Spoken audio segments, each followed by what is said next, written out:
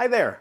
In this video, we'll be covering how to write a book about your life story. Writing a book about your life could be really boring and easy to ignore if you don't follow these steps. By the end of this video, you will learn how to come up with a structure for your book, how to streamline the writing process, and the single most important thing to telling your story. And stay tuned until the end of the video for a free opportunity. Let's dive in.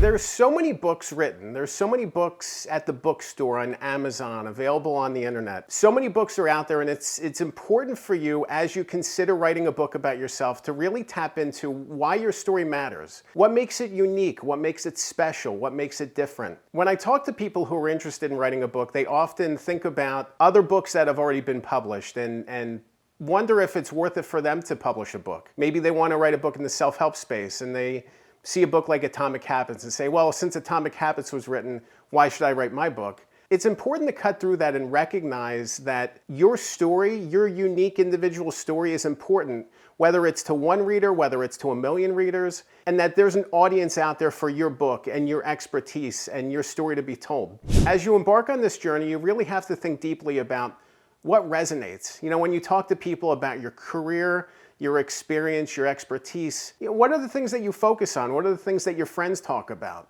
You know, that you're really good at blank. You're really good at something, or you found success writing essays or recording videos about a certain topic. Maybe it makes sense to take that topic or a range of topics in that space and turn it into a book. A lot of times when people embark on writing a book, they focus on themselves. They focus on themselves being the center of the book, which is great, but it's important to keep the reader in mind. The reader is the reason that you're writing the book.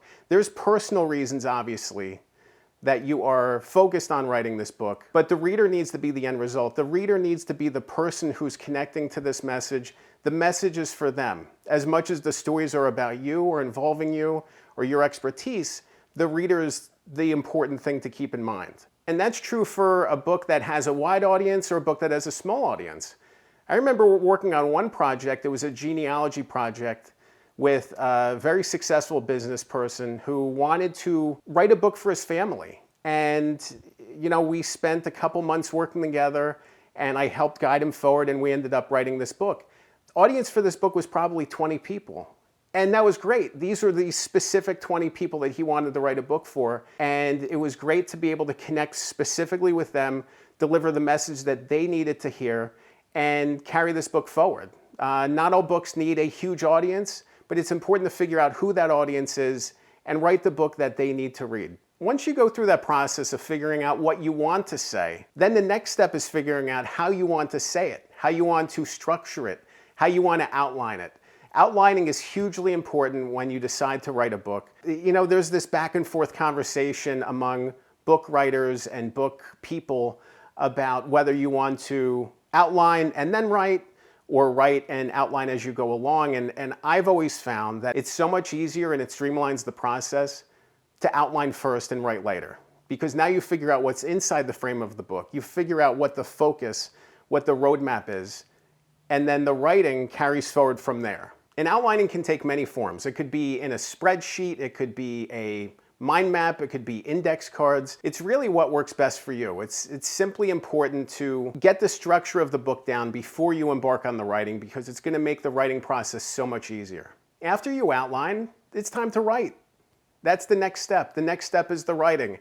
And the writing is super hard and it's super difficult, but there are things you can do to make it easier. One thing that you can do is set and schedule goals for yourself, little mini goals. Every week you want to be able to accomplish X. You know, whether it's 500 words, 1,000 words, 2,000 words, maybe it's one chapter a week. You want to set accomplishable goals to build momentum with the project. You know, there's so many reasons why you're going to want to put this aside, to pull back from the writing process. You know, life is going to get in the way if you let it. So it's really important to set little goals for yourself and find yourself making gains day by day and week by week. And building that repetition, building that pattern, building that habit is going to help make the writing process easier and stronger. With the writing process, it's also important to really figure out what's the best approach for you. With some people, it's going to be sitting in front of the keyboard and typing away. With others, it could be talking through the book. By talking through the book, you could record audio of yourself. You could then upload it, automatically transcribe it using a tool like Otter or Rev, which are online. And you could have automatic transcription and use that to build the basis of your chapters. Either way, whatever option you choose, it's important that it's the right approach for you, and it's just making the writing process simpler and easier. Through this process, you're going to have so many moments of truth. You're going to have times when you want to step aside, put the book down, times that you don't fully believe in it. But it's also crucial to stay open-minded as the process continues. By that I mean, be open-minded about the structure, be open-minded about the format, be open-minded about the writing, because as you continue to put words down, you might feel differently about something. You know, I remember one of the projects I worked on with a dear client of mine named Rich. His book was very tender, and it was involving family story and just a lot of ups and downs and angles to it. And we spent lots of time working on this book together. We had a draft, and we decided, you know what, this wasn't the strongest way to approach this story. We restructured the book accordingly and made a lot of changes a year into the project, which made the book so much stronger, and I was really proud of that. You know, I think a lot of times it's easy to get locked into specific plans for the book, but being able to step back and pull back during the writing process and to understand if things aren't working or they don't feel right, to figure out a new path forward.